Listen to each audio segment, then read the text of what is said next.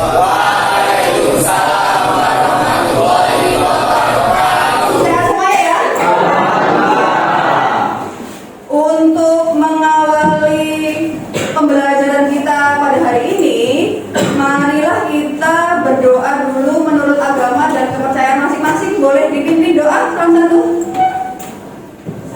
Oh ya, Pak. Sebelum mengawali pembelajaran pada pagi hari ini, marilah kita berdoa menurut agama dan kepercayaan masing-masing. Berdoa.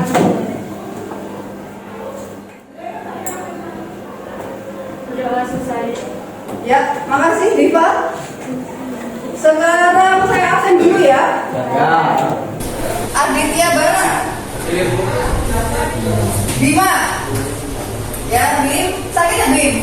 Ya. Sakit apa? Sedih hati. Kalista. Ada ya? Chandra. Ya, tadi jemput Bima ya. Deka. Mana? Tapi ada visualisasi. Dian. Ya, Dian. Diva. Diva. Dwi. Dwi ada. Ellen. Ellen ada. Sudah semua ya? Oke. Bisa dimulai? Bisa. Sekarang saya akan memulai pembelajaran tentang perbedaan, kesetaraan, dan harmoni sosial. Minggu kemarin kita sudah ngomongin soal faktor dan struktur sosial, iya nggak? Kira-kira tujuan kita belajar perbedaan dan kesetaraan serta harmoni sosial itu apa sih? Ada yang tahu nggak? Ya, bisa. Untuk menciptakan keteraturan dan keharmonisan dalam masyarakat. Karena dalam kehidupan masyarakat kita terdapat nilai, norma, dan kaidah-kaidah yang harus kita ikuti. Betul. Sekarang saya mau kasih tahu manfaatnya. Nah, ini di sini menjadi pribadi yang peka terhadap lingkungan sekitar. Jadi dengan adanya perbedaan itu tidak menjadikan kita menjadi punya jarak ya. Tapi kita harus mengakomodir nih, ada masalah apa ya kira-kira, apa yang harus kita lakukan. Tadi kita sudah ngomongin tujuan dan manfaat. Sekarang kita langsung masuk ke stratifikasi sosial. Nah, ada yang tahu nggak stratifikasi sosial itu apa? Ya, ada apa? Stratifikasi sosial merupakan penggolongan kelompok masyarakat dalam berbagai lapisan manusia.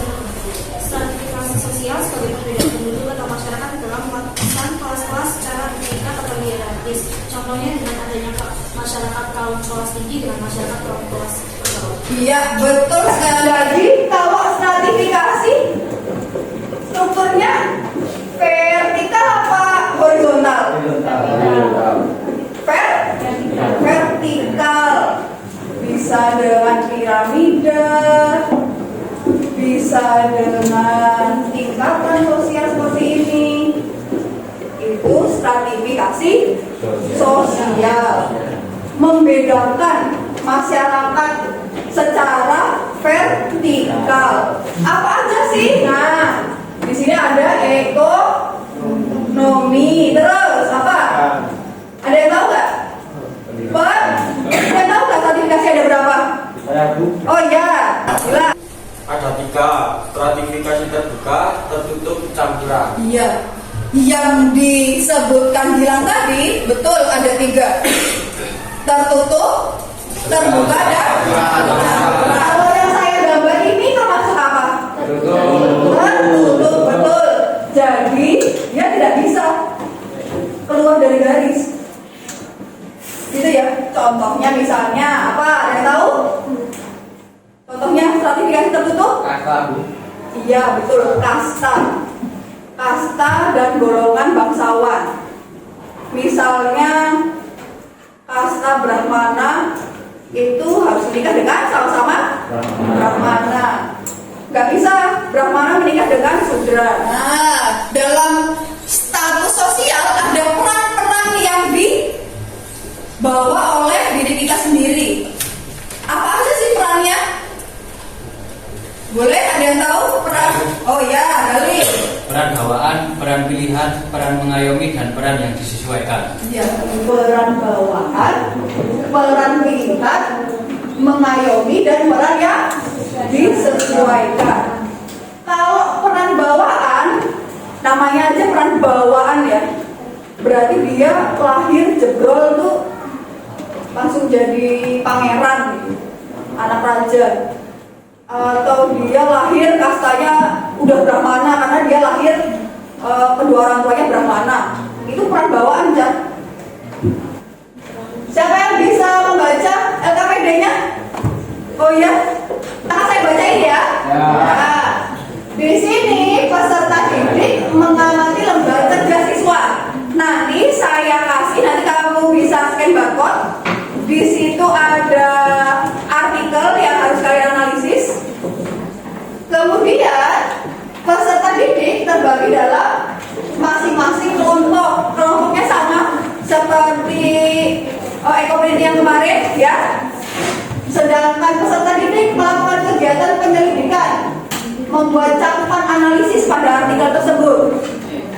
Ya?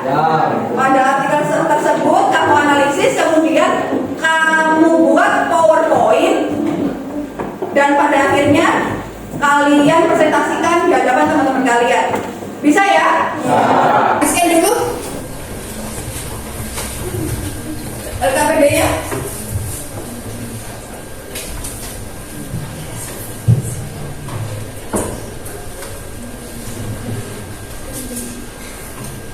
Sudah semuanya? Ya, di situ ada. Kalau kalian buka nanti ada kelompok 1 artikelnya apa gitu ya? Kelompok 2 artikelnya apa? Kelompok 1 siapa aja? Kelompok 1, kelompok 2, kelompok 3, 4, 5. Ya, sekarang ke masing-masing kelompok dulu untuk mengerjakan dan menganalisis. Jangan lupa dibuat PowerPoint ya.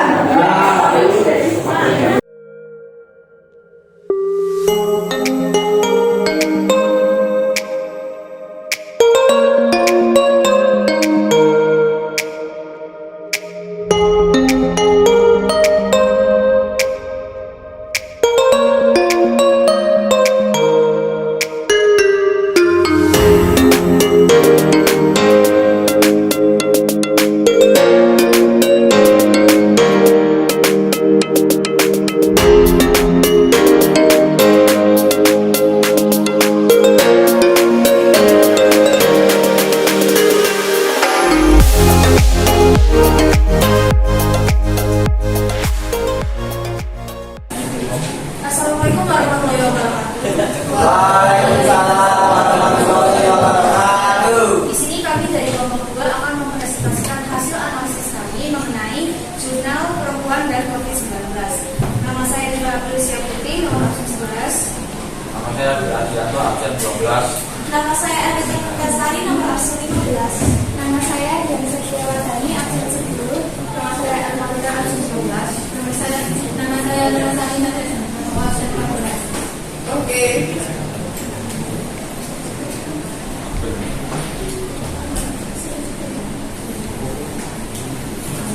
Jurnal tersebut merupakan jurnal yang membahas ketimpangan gender antara wanita dan laki-laki di masa pandemi COVID-19.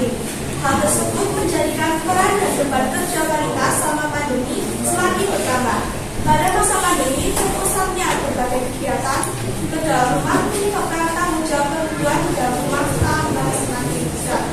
Ketimpangan gender ini juga disebabkan akibat budaya patriarki yang berkembang pesat pada masyarakat Indonesia.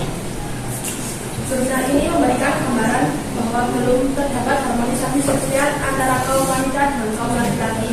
Namun pada kaum wanita sudah terjadi harmonisasi sosial yang memperlihatkan antusias para wanita dalam tetap berkembang dan menciptakan solidaritas dalam suatu komunitas atau organisasi yang mereka miliki. Pada jurnal ini dapat dilihat bahwa terdapat strategi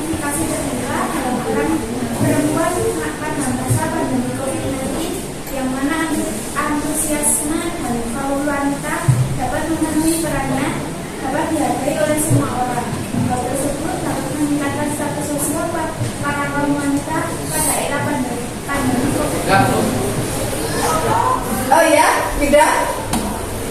Upaya untuk mengatasi hal ini adanya COVID-19 kan semua tidak stabil. Nah, cara menstabilkan kembali gimana?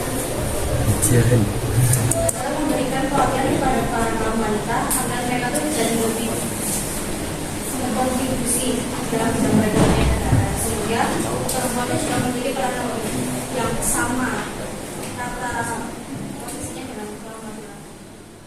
Jadi kalau kamu ngomongin hubungannya perempuan dengan masa pandemi dan ekonomi, perempuan itu punya andil ya dalam hal perekonomian. Bayangkan kadang ibumu aja ngerjain pekerjaan rumah tapi dia juga bekerja, ya enggak? Ya.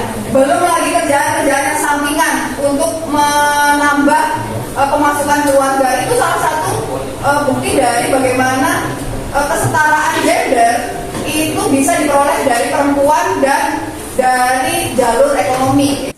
Assalamualaikum warahmatullahi wabarakatuh.